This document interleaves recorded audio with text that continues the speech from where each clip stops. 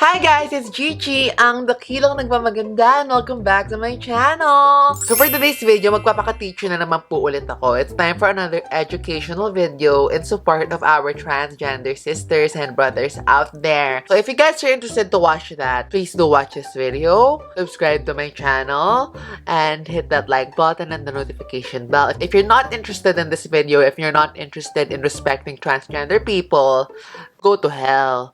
So otherwise, if you guys are done with doing all of that, please do stay and keep on watching.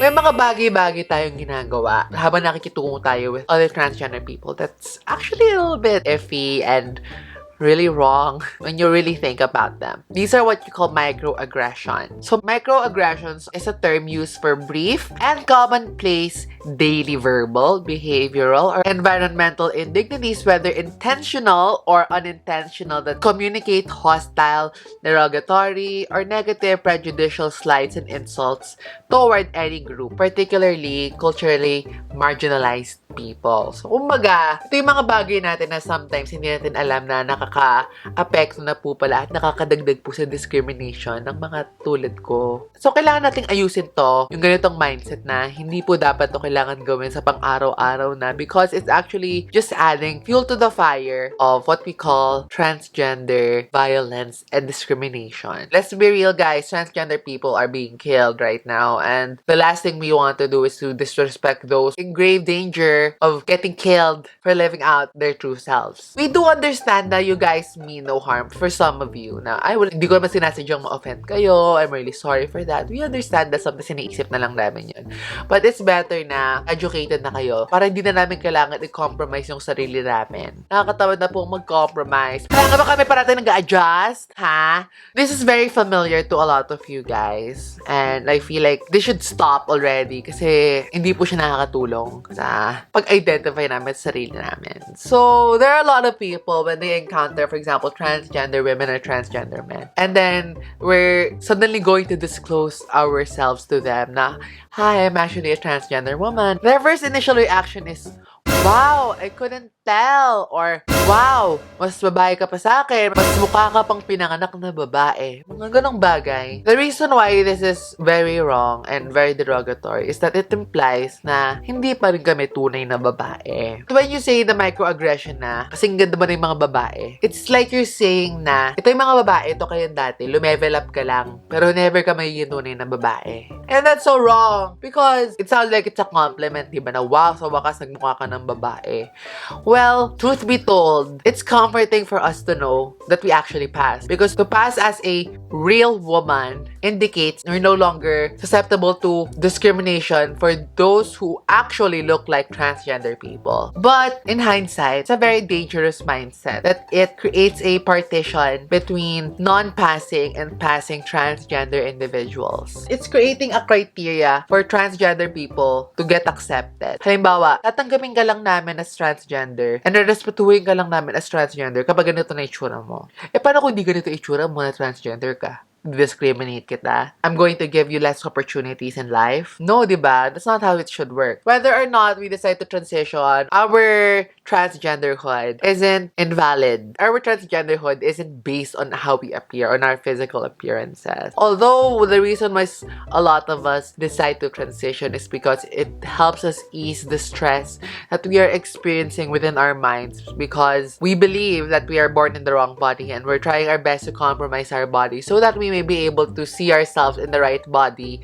at the very least. But there are those who are unfortunate enough to not be able to afford transitioning. And as much as possible, we want to respect each and every kind of transgender person. Huwag po sana nating ibabox yung idea ng mga transgender based on the capacity to pass. Okay, so time for our next microaggression. I don't know why, but why do people have such a huge obsession towards knowing kung ano po yung sexual body part na meron kami? Why does it fucking matter, bitch? Hindi ko maintindihan bakit kailangan tanongin na, uy, pinagawa mo na ba yung keme mo sa baba? O, pati ba yung sa baba nagawa na kasi nagpaputol ka na ba? Wala kang pakialam doon, madam. None of your fucking business what's going on between my legs. Whether or not I decide to have the surgery doesn't make me any less of a woman. Because our genitalia do not dictate our womanhood or manhood, okay? Hindi naman tayo pinanganak na titi at pepe. Sana pinanganak na tayong titi at pepe kung doon lang nagre-revolve ang ating katauhan. 'Di ba? It's very intrusive. It's very invasive and it's very inappropriate for you to ask a transgender person kung ano yung nasa gitna ng legs mo. Like, you don't usually ask that to cisgender people na parang, uy bro, may titi ka na ba? Ganon.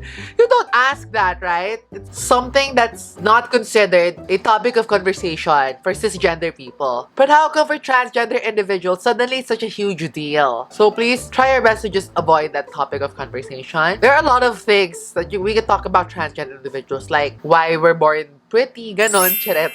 Okay, this is one of the most offensive microaggression for me. Nasabi nyo na ba yung kasabihan na, wow, pinanganak kang normal? O kaya, ano yung sexuality mo or gender? Ako yung normal. Implying that you're straight and you're cisgender. That to me is very offensive because it implies that anything beyond the identity of being cisgender heterosexual implies that it is abnormal. No, guys. Maraming sexuality, maraming gender sa mundo natin. And it's not just confined with being cisgender and heterosexual. We're actually born into a society where everything is cis, heteronormative. What that basically means is that the world revolves around basically two quote-unquote superior gender and sexuality. Being a cisgender heterosexual female or being a cisgender heterosexual male. Anything beyond that is abnormal. Enforcing that cis-heteronormativity into our society by stating things like being born cisgender heterosexual means that you're normal is very dangerous because it's just contributing to this very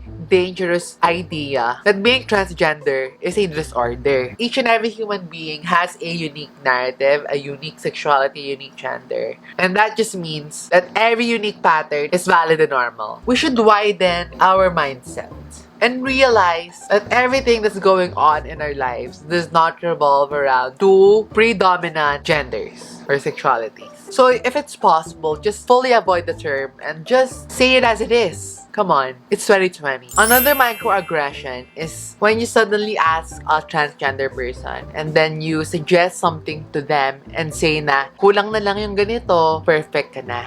Girl! I've actually encountered that a lot of times already. Usually when I talk to random people, they would often say na, grabe, kulang na lang. Baguhin mo yung boses mo. Babaeng-babae ka na. My God! To them, they feel like they're giving you a good suggestion. But regardless of that, there's an implication that's stating na anything that's making you appear transgender is invalidating your womanhood. Ayan na naman tayo sa pag-invalidate natin. Whether or not my voice is manly or womanly, whether or not I have big boobs or not, whether I'm not skinny, whether I have hips, whether I have a vagina or not, whether I have long hair, whether I have good makeup, whether I have clear skin, whether I'm dark or not, those shouldn't be grounds for my womanhood to be validated. Never ako magkukulang as a transgender human being. Never ako magkukulang bilang babae. And I know in myself that I am a woman. And that's enough for me to know kung sino ako. And no other person can invalidate that by saying na kulang ka. So, for you to fit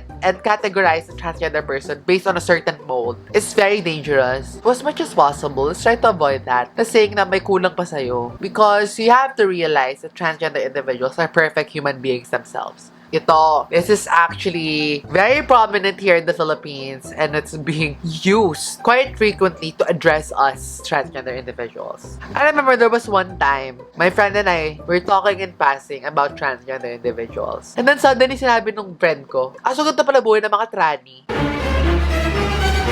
Sure, I was taken aback, ma'am. I did not expect that person to use such a derogatory slur in such a passing way, as if it's normal. Madam, just so you may know, the word tranny, and actually the word ladyboy as well, are considered derogatory slurs. Kumbaga, parang form of insult siya. Throughout history, the word developed into something wherein it's now considered as a way of insulting individuals. For example, the N-word. The reason it's considered a derogatory slur is because white people back in the days of slavery slavery and cotton plantations. That's how they referred black people. And they used that in such a derogatory manner. Now, oh, you're such an N-word. That's why there's an urge for non-black people to not use the word. Because using that word as a non-black human being emphasizes on the disparity, on the power hierarchy of black individuals and non-black individuals. So, nagtataka kayo, bakit natin ginagamit? Bakit kung ginagamit as transgender individual ang terminong tranny or ladyboy? Well, it's for the simple fucking reason that I'm a transgender and have the right to say it. It's this phenomenon of reclaiming the word and making it our own so that hindi na kami pwedeng apakan pa ng termino na to kahit kailan. It's the same idea where black people use the N-word to refer to each other. Kasi they reclaimed it for themselves. It's now a term for camaraderie. So now, hindi na siya pwedeng gamiting insulto. But that doesn't mean that you can use it to refer to minorities. Just because I use the word tranny ladyboy doesn't mean you can use it too. Lately, nauuso to sa Twitter, sa TikTok. Alam mo yung sabi ko na Barbie challenge? It's when straight guys suddenly decide to dress up as girls and dance in such a stupid manner and assume that they're funny because they're mocking LGBT individuals, specifically transgender people, by dressing up in the opposite gender. May seem harmless, right? Pawang kasiyahan lang naman natin to eh. Ang buhay ng mga LGBT individuals ay hindi po pawang katatawanan lamang. We experience real struggles. We get rid of various opportunities in life. We don't get to experience what people consider as normal. We are treated lowly by your fellow human beings just because we were born this way. And then suddenly you get to decide that our narrative is a form of entertainment for you guys. A way of gaining clout. It's just so wrong in so many ways. It's stupid in so many levels that it literally annoys me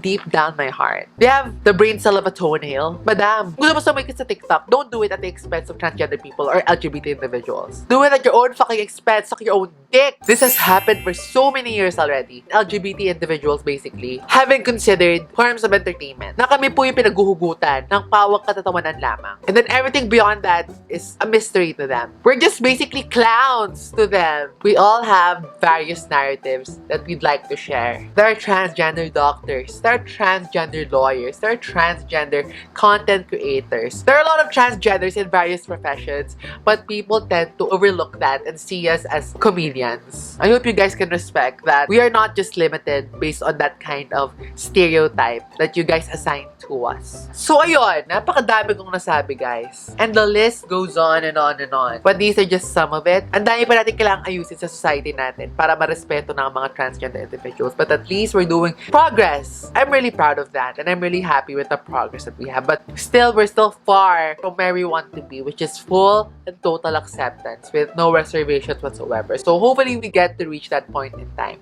And we can only reach that point in time once we start to realize that there are certain things that we do on a daily basis that's offensive and are considered microaggressions. And I hope you guys learned a thing or two from this video. And if you guys have more things that you'd like to discuss when it comes to microaggressions towards transgender individuals, please do comment them down below. Thank you so much for watching through this video. So once again, this is Gigi, ang dakilang nagmamaganda. And I will see you guys in the next video. Bye!